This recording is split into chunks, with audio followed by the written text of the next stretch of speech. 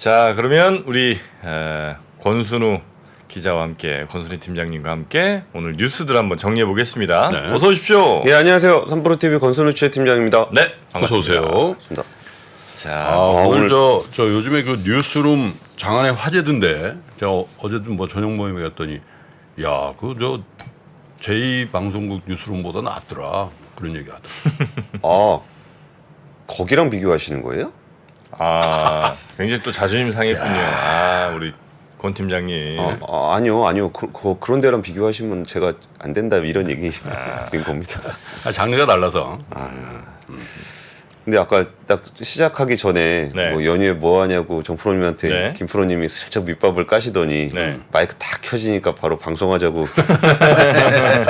쉽게 넘어가지 않습니다. 어차피 할 일도 없잖아. 애들도 그렇다고 방송을 해. 할 일 없다고 방송합니까? 아이고 참. 근데 뭐 저희 3프로TV에서도 연휴 특집으로 많은 프로그램들 준비되어 있으니까 네, 연휴에도 심심치 않게 방송을 그렇죠. 나올 우리 또 겁니다. 권 팀장네 쪽에서 한국에 와 계시는 각국 대사님들을 또 초청해서 만났어요. 예. 야, 대사들이 오시더라. 권 팀이 부르니까. 제가 불러서 온 건 아니고요. 3프로TV에 많은 시청자분들이 네. 원한다고 하시니까 어떤 오케이 분들이 나와주셔서. 오십니까? 예고 좀. 그러니까 이번 살짝 추석에 해주시면. 나오시는 분들은 그 네. 이스라엘 대사님 나오시고요. 이스라엘. 그리고 또 김프로님 좋아하시는 아일랜드. 그리고 이제 필리핀 최근에 네. FTA 맺은 필리핀 대사님 나오십니다. 세 분 다 또 이렇게 사전 프리미팅을 했거든. 네네. 차 한잔 하고 그러는데 재밌어요. 특히 이스라엘 대사님. 불러주세요. 만나기로 했죠. 예, 방송 내보내도 내도 되는지가 고민될 정도의 센 발언들도 좀 그래요? 있으셨습니다. 예, 일단 뉴욕 증시부터 한번 살펴보면 네. 어제 많이 빠졌어요. 어제 다우존스가 마이너스 1.14% 하락했고 나스닥은 마이너스 1.57%, 아우. S&P는 마이너스 1.47% 하락했는데 13,000 무너질 수 있네요. 네. 그냥 오늘부터 코스피도 안 열었으면 좋겠습니다라는 생각도 좀 들고요. 다우존스는 올해 5월 이후에 처음으로 200일 이동평균선 아래까지 내려왔어요. 네. 6월 이후 가장 낮은 수준이고요. S&P 500도 6월 초 이후에 처음으로 4,300 아래로 마감했고 나스닥 지수도 6월 초 이후 최저치를 경신을 했습니다. 뭐 다들 그 예상하신 것처럼 국채금리 상승세와 연방정부 셧다운 위험 등에 대해 주목하고 있는데요. 금리 관련한 얘기는 김 프로님께서 나중에 네. 미스터마켓에서 좀 자세하게 해주실 것 같습니다. 그리고 저희가 주로 다루던 이슈들 지속적으로 발생하고 있습니다. 달러 대비 엔화 가치 연중 최저치 경신했고 그 심리적 저항선이라고 평가하는 150엔 근처까지 갔습니다. 149엔 돌파했습니다. 그러다 보니까 일본 재무성 기자회견 열어가지고 뭐 외환시장 동향에 대해 높은 긴장감을 가지고 보고 있다. 모든 선택지를 배제하지 않고 있다. 이게 엔저 만만치 않습니다. 물론 그러니까요. 원화도 굉장히 좀 약한 상황. 또 일본의 뭐 토요타를 비롯한 이런 데는 주가 날아가고 있어요. 신났죠. 뭐 철강, 자동차, 뭐 아니 미국의 상사, 점유율이 줄었는데도 주가가 쫙쫙 올라가더만. 예, 이익이 늘어나고 매출이 늘어나고 있는 효과가 있습니다. 아니 근데 환율이 올라가면 그러니까 원화 가치가 떨어지면 우리 시장 빠지잖아요. 일본은 그러니까 엔 환율이 안 좋은데 왜 올라가는 거예요? 외국인 매수세 좀 있고 또 아니, 기업들 입장에서는 똑같은 값에 팔아도 싸게 팔 수 있잖아요. 아니 그러니까 우리도 같은 썩어도 준치라고 있잖아. 아니 같은 썩어도 조건이잖아. 준치라고 엔화는 있잖아. 네. 에? 선진국 통화, 안전 통화, 네. 기축 통화는 아니지만 준기축 통화, 예. 한국 원화는 신흥국 통화, 위험자산. 정부님 말씀은 어차피 똑같은 다 수출해 먹고 사는 나라인데 왜 우리는 환율 이렇게 올라가면 수출을 뭐 당연히 잘 될 거 아니에요 우리도. 그럼 주가 올라야지. 지난번에 그 윤재성 CIO 오셔가지고 한번 하셨던 얘기 있었는데 뭐 중요한 차이점 하나. 그 일본은 거래소에서 PBR 1배 이하는 그 반성문 쓰게 합니다. 진짜. 아니요. 그게 아니 중국도 어제 조치 나왔어. 대주주들 못 팔게. 그러니까 기업들의 거버넌스 문제에 있어서 네. 정말 그 주가도 이제 굉장히 중요한 지표잖아요. 그런 것들이 글로벌 투자자들이 거기에 관심을 갖는다니까요. 일본 정부가 그 과도한 디스카운트에 대해서 어떻게 해소하려고 하는 노력들도 좀 영향을 좀 미친다고들 하더라고요. 근데 한국도 그런 부분들 뭐 배당도 좀 많이 주고 네. PBR 한 배 이하 되면은 주가 보양 어떻게 할 건지 좀 경영진들이 좀 신경을 농담 아닌데 자꾸 웃으시네. 아니 그러니까 그렇게 하면 좀 갈 수 있는. 실제로 거기에 대한 글로벌 투자자들의 의지가 좀 있다고 그래요? 윤재선 CIO가 눈여보고 있다고 말씀하셨었잖아요. 이게 뭐 장기적으로 기업의 펀더멘탈이 어떻게 될지도 있겠지만 단기적으로 6개월 1년 동안 계속적으로 그런 거버넌스 개선에 대한 움직임들 때문에 글로벌 투자자들이 많이 가고 있다라는 것도 요인이 되고 있습니다. 그래요. 근데 뭐 빨리 진행하겠습니다. 네. 첫 번째 뉴스 보죠. 어제 그 부동산 대책 나왔습니다. 공급 대책인데 사실 주식시장과 부동산 시장의 차이가 있다면 주식시장은 오르면 거의 대다수의 사람이 좋아합니다. 거의 한 99%의 사람들이 좋아하는 주식이요? 예, 주식. 네. 근데 부동산 시장은 오르면 오르는 대로 내리면 내리는 대로 이제 호불호가 굉장히 반반씩 갈리는 정확히 반반이죠. 네. 예. 그리고 최근에 이제 부동산 시장의 문제는 부동산 거래가 줄어든 것도 문제고 정부가 부동산 부양하겠다고 빚 엄청 내게 해가지고 다시 올라가는 거 아니냐도 걱정이고 그리고 그것 때문에 가계부채가 엄청나게 늘어난 것도 좀 걱정입니다. 네. 근데 조금 더 긴 시계열로 봤을 때는 공급에 대한 우려가 많이 있어요. 네. 이게 그 원희룡 국토부 장관은 어제 공급 위축에 대해서 초기 비상 상황으로 판단이 될 정도다라고 얘기를 했었고요. 지금 올해 들어서 주택 인허가 착공 물량이 급격하게 줄어서 2, 3년 후면은 공급난이 올 거다. 그래서 집값이 오히려 불안해질 수 있다라는 우려가 있고 거기에 대한 대책으로 보시면 될 것 같아요. 그러니까 최근에 공급 지표가 안 좋아진 거는 금리가 안 좋아져서 일단 그 건설사들의 사업성이 좀 안 좋아졌고 원자재 가격이 상승하면서 더 사업성이 좀 안 좋아지다 보니까 그냥 집을 안 짓는 거예요. 그 인허가 받아놓고도 착공하지 않는 대기 물량도 굉장히 많이 늘어나고 있고요. 네. 그래서 거기에 대한 대책들을 내놓고 있는데 뭐 착공 물량은 56% 줄었고 인허가는 39%, 준공은 7.6% 줄어들어 있는 상황입니다. 가장 눈에 띄는 부분은 그러니까 민간에서 공급을 잘 안 하려 그러니까 그냥 공공에서 많이 늘리겠다라는 얘기예요. 오는 11월에 8만 5천 호 규모의 수도권 신규 택지를 한꺼번에 발표를 하겠다라고 얘기를 하고 있고요. 경기도 남양주, 하남, 고양 등에서 추진하고 있는 3기 신도시의 개발 밀도를 높여서 기존보다 3만 호 이상으로 확대를 하기로 했습니다. 그러면은 수도권에 12만 호가 신규로 공급이 되는 거고요.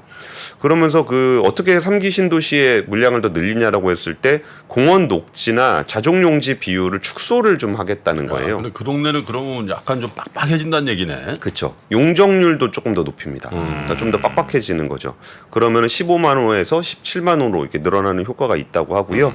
또 앞서 김포 한강, 평택 지제역 역세권, 진주 문산읍 일대 8만 5천 호 규모의 신규 택지 조성 발표한 게 있었는데 여기에 또 2만 호 늘려서 한 11월에 총 8만 5천 호 규모 신규 택지 개발합니다. 그리고 여기 더해서 그 사업 추진이 가능한 사업자에게 공공택지가 공급될 수 있도록 공동주택 용지 전매 제한을 1년간 한시적으로 완화합니다. 이건 뭐냐면은 정부가 택지 개발해서 이게 누가 받아가잖아요. 공공택지를 내가 개발할게요. 라고 해서 받아간 다음에 뭐가 좀 잘 안 될 것 같으니까 안 짓고 있는 데들이 있거든요. 네. 그러면 그냥 갖다 팔면 안 되거든요. 공공택지는 지으라고 받은 거니까 땅 팔아서 돈 남기면 안 되는데 이거 전매 제한을 1년간 완화해 주기로 했습니다. 이거는 좀 지을 역량이 있는 의지가 있는 사업자한테 좀 택지 넘겨라라는 거고요. 또 이게 분양 잘 안 되면 분양했는데 안 되면은 사업 망하잖아요. 네. 근데 그거를 임대로 전환할 수 있게끔 하는 민간 임대 공모도 10,000호에서 20,000호로 확대를 하기로 했습니다. 또 공사비를 좀 원활하게 반영할 수 있도록 그 표준계약서를 활용한 공사비 지조정을 지원하겠다라는 건데, 근데 이 얘기들이 뭐냐면은 그러니까 듣는 입장에서 집을 사는 입장에서는 좀 찝찝한 게 공사비 마음대로 올릴 수 있게 해주겠다라는 거거든요. 분양가 마음대로 올릴 수 있게 해주라는 거고. 이게 분양가 높여야 이제 사업소 생긴다 그래가지고 택지 개발 주택 공급에 나서게 되는 네네. 거잖아요. 그래서 그런 요인들이 좀 하나 있고요. 업계에서는 또 이제 불만 사항으로 제기되고 있는 게 이건 업계의 의견입니다. 업계. 건설업계. 건설 업계. 예. 건설 업계 의견은 우리가 만들면 뭐하냐? 살 사람들이 돈이 없는데. 그러니까 부채 늘릴 수 있게 해달라. 세제 혜택과 금융 정책. 사는 사람들이 대출을 쉽게 받을 수 있게 좀 해줘라. 그러니까 그 수요 정책이 빠진 부분들이 아쉽다라는 게 이제 건설업계의 의견입니다. 좀 근데 씁쓸하죠. 우리나라 건설업계도 보면 보면 하여튼 건설 경기라는 게 경제 성장이나 뭐 이런 데 미치는 영향이 지대한 데다 고용 창출 효과도 지대하고 그죠? 예. 그러다 보니까 막판에 몰리면 어떡하라는 거예요? 이런 상황이야. 진짜 뭐 저는 돈 안 되면 안 짓습니다. 이렇게 되는. PF 같은 것도 막 어려워지면 또 어떻게 해서 막 막아주고 하니까. 어제 PF 또 그 보증 규모를 15조 원에서 25조 원으로 확대하기로 했고요. 대출 한도도 사업비의 50%에서 70%까지 늘리기로 했습니다. 자, 조 프로님 한 말씀 해주세요. 아니 물론 이제 돈 안 되는 거 지으라고 강제할 수는 없는데 지금까지 참 많이들 남기시지 않았나 하는 생각이 좀 살짝 듭니다. 그러니까 지금 당장은 조금 힘들지 모르겠지만 거의 한 10년까지는 아닌가요? 한 7, 8년은 호황이었죠. 호황이었잖아요. 아니 그 세상에 그런 물건이 짓기도 전에 다 팔리잖아. 그런 물건이 어디 있어 세상에. 이거 땅 짓고 헤엄치기 아닌가 하는 생각을 이제 조금 해봤습니다. 조금. 네. 자 그러면 예, 두 번째 뉴스. 두 번째 뉴스요. 지금 수위 조절하네. 제가요? 앞으로. 아니 지금 이제 추석이잖아요. 예. 저도 또 이제 언제 정프로 추석 걱정했습니까? 저도 우리 집 하나 좀 어떻게 해보려고요. 저도 올해는. 두 번째 뉴스. 네. 두 번째 뉴스는요. 요즘에 유럽연합의 규제 본능이 점점 확대되고 있는데 그 EU가 중국 전기차 보조금 조사한다 그랬잖아요. 네. 그랬는데 이번 그 대상에 테슬라 들어간다라는 소식이 전해졌습니다. 그러면서 테슬라 주가가 거의 1% 넘게 빠졌는데요. 이게 그 말디스 봄브로우스키스 EU 통상 담당 수석부 집행위원장이 중국에서 완성차를 생산해 EU로 수출하는 테슬라와 유럽 자동차 제조사들에 대해서도 보조금을 보겠다라고 얘기를 했습니다. 그러니까 지금 이게 2020년 중국 상하이에 이제에서 그 기가 상하이를 만들어 가지고 모델 3 전기차를 수출을 하고 있거든요. 그러면서 유럽에 들어가는 뭐 기가 베를린도 있지만 그 상하이 공장도 이렇게 테슬라의 주요 수출 허브로 돼 있습니다. 네. 중국에다 파는 것도 중국에다 파는 건데 유럽에도 꽤 많이 팔고 있고요. 올해 7월까지 중국에서 제조된 테슬라 자동차가 93,700대가 서유럽에서 판매가 됐고요. 거의 10만 대 가까이 판매가 됐고 이는 테슬라 전체 인도 물량의 47%에 해당이 됩니다. 네. 그러니까 규모가 꽤 크죠. 근데 이게 테슬라만 문제가 되는 게 아니라 중국 현지에서 합작 회사를 운영 중인 BMW, 르노 등 유럽 기업 일부도 조사 대상에 포함된 것으로 알려져 있습니다. 그럼 보조금 조사가 한 9개월 정도 진행이 된다고 하니까 이 과정에서 지금 계속적으로 잡음이 있을 것으로 보이고요. 이게 결국 유럽 자동차 업계도 처음 시작은 저기였잖아요. 유럽의 자동차 시장이 좀 어려운데 여기 너무 저렴하고 보조금 받아갖고 들어오는 중국 자동차 회사들이 유럽 시장을 자꾸 잠식한다. 네. 이것 때문에 이 얘기가 시작이 된 건데 그래서 이제 그거를 딱 때리려고 보니까 중국에서 만들어가지고 유럽으로 수출하는 유럽 회사들도 꽤 되고 테슬라도 있는 거예요. 그러다 보니까 그러면 우리나라 자동차 회사들이 맞는 거야? 라는 고민들이 또 생긴 겁니다. 아니 근데 그 보조금은 누가 주는 거예요? 예를 들어 중국에서 만드는 테슬라 모델 3면 예. 보조금을 누가 EU에 속한 각국 중앙 정부들이 주겠죠. 그러니까 EU가 주는 보조금에 대해서 문제 제기를 하는 거야? 맞아요? 중국 정부가 주는 제조 보조금. 그러니까 제조? 그 제조할 때 그러니까 이제 이건 반덤핑이라는 건 제조국에서 아마 주는 거가 있을 그쵸. 테니까 그런 근데 거겠죠. 그게 차 회사한테 줄 수도 있고 배터리 회사에다 줄 수도 있고 막 그런데 네. 결과적으로는 전체적인 단가가 좀 떨어지는 효과가 좀 있죠. 근데 이랬더니 바로 독일에서 이제 반발하고 나섰습니다.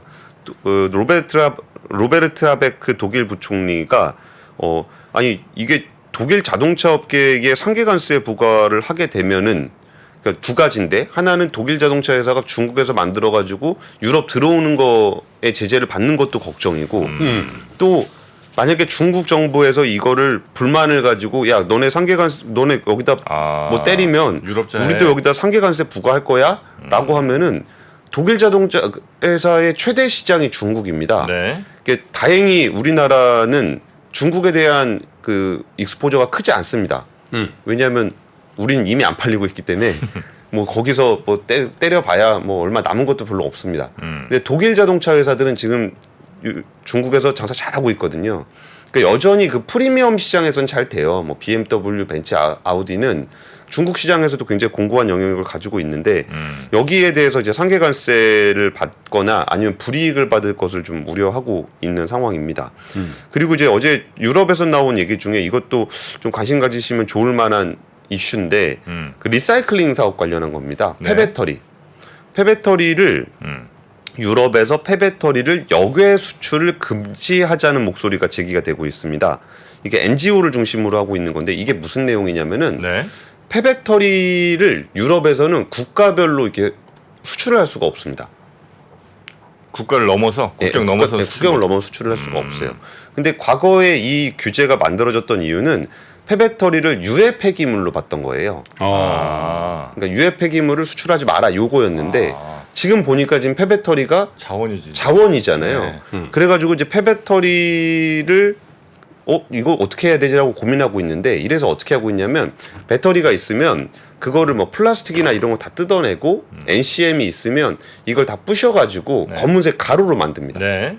가루를 만드는 이제 블랙매스라고 하는데 요거는 이제 배터리가 아니잖아요.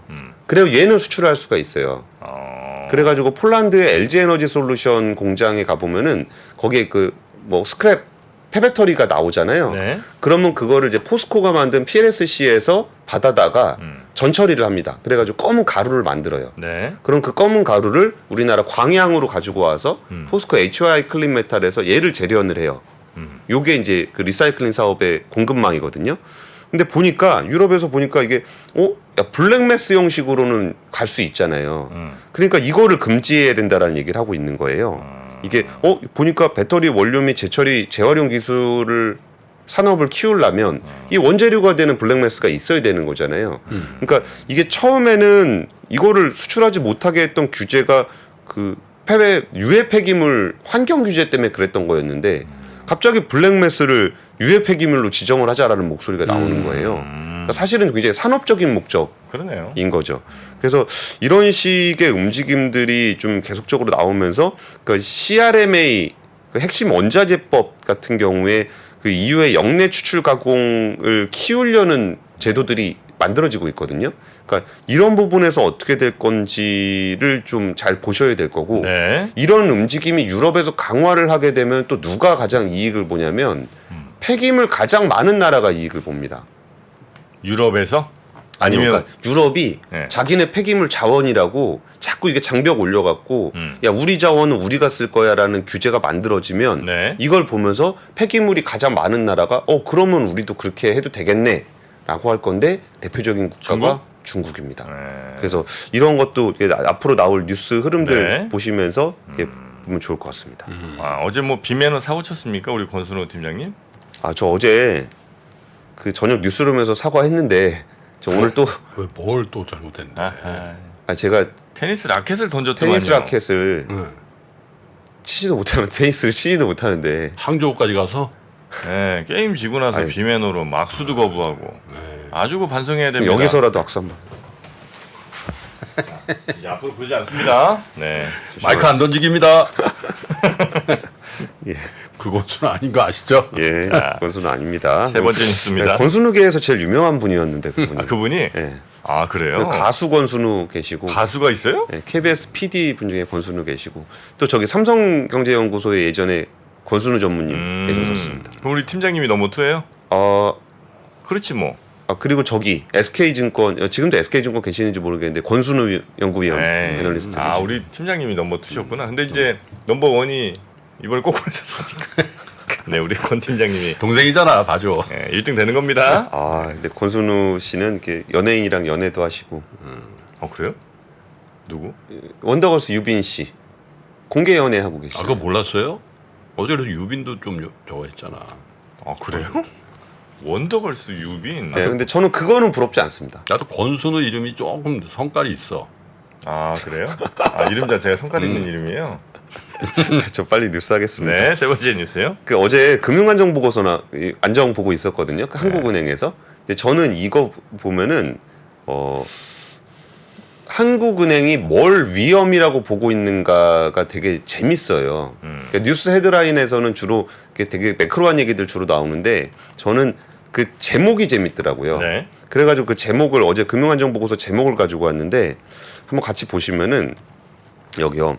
그 비은행 금융기관의 해외 대체 투자 리스크 평가. 이거 말 되게 어렵잖아요. 이거 김프로님 매번 지적해 주시는 거죠. 이거 뭐 증권사라든지 이런데 해외 대체 투자 얼마나 하고 있는지에 대한 한국은행의 평가 보고서가 나온 거예요. 부동산 같은 거. 예, 예. 그리고 상호금융의 자금 조달 운용 구조 및 안정성 점검. 이 상호금융이라는 게 새마을금고를 비롯해 그 부분이잖아요. 그렇죠. 그러니까 용어는 되게 재미없이 이렇게 써놨는데 사실 이 내용들 보면은 굉장히 흥미로운 내용이 많습니다. 연령별 가계대출 차주의 특징과 평가를 보면은 청년들은 그 전월세 그 내느라고 빚이 늘었고 그 어르신들은 임대 사업하느라고 사업자 대출이 많이 늘었어요. 이런 것들도 굉장히 재밌는 포인트인데 뭐 이거는 나중에 한번 따로 읽어보시면 좋을 것 같고 뭐 시간 관계상 좀 짧게 드리면은 장기 존속 한계 기업 현황 및 특징 요겁니다. 한계 기업이라는 게 5년 동안 빚 못 갚는 돈 벌어서 빚 못 갚는 기업 숫자입니다. 얼마나 되냐면은 한계 기업이 그러니까 외관 기업이 25,000개인데 빚을 못 갚는 한계 기업이 4,000곳 정도가 되고 그 중에 장기 존속 한계 기업은 5년 동안 한계 기업 상태가 유지되어 있는 건데 여기가 무려 900개가 넘어갔습니다. 네. 그러면서 같이 보시면은 한계 기업 숫자와 한계 기업의 차입금 비중이 급격하게 늘어나는 모습을 보이는데요. 그러네요. 기업 숫자도 느는데 차입금 비중도 많이 늘어나잖아요. 그러니까 이게 뭐냐면 회사가 돈을 못 버니까 빚을 늘려서 버티고 있는 기업들이 많다라는 거예요. 그래서 이것은 좀 우리나라 경제에 좀 중요한 시그널이 될 수 있을 것 같아서 이 뉴스 짧게 준비했습니다. 네, 한계 기업들 영업을 열심히 했는데도 불구하고 전혀 지금 빚도 못 갚고 있는 빚 갚는데 허덕이고 있는 기업들이 꽤 많다 이거죠. 그러니까 이익으로 이자를 못 내는 기업들이 늘어나고 있고 그 중에서도 5년 이상 빚을 못 갚고 있는 기업들이 늘면서 그거를 빚으로 충당하고 있다라는 조사 겁니다. 대상이 어디서부터 어디까지죠? 그 외감 기업입니다. 외감 기업. 예, 예. 근데 제 생각보다는 많지 않네. 900개밖에 안 돼요. 얼마나 많기를 바라셨던 거예요. 5년 동안 이자 낼 돈도 없는데요. 아니 근데 외감이라는 게 뭐 대부분의 주식회사들 대부분 외감 아니구나. 외감 안 받는 데들도 훨씬 많지. 아, 그렇죠. 예, 예. 네. 미스터 마켓 집중합니다. 아니 너 오늘 복장 상태가 거의 미국 마이너리그 베이스볼 마이너리그 베이스볼 메이저도 아니고 왜 하필이면 마이너리그예요? 여기가 보니까 메이저리그가 없어. 노스캘리포니아 팀 뭐 이렇게 돼 있잖아.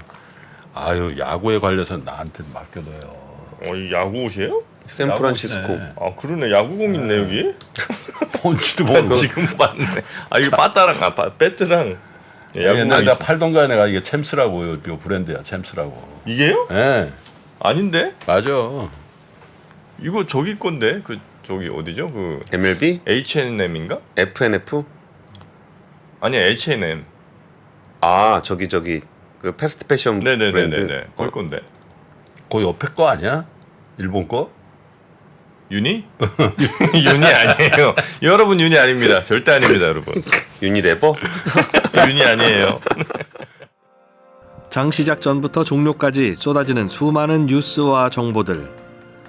이 중에서 어떤 것이 투자에 정말 도움이 되는 정보일까요?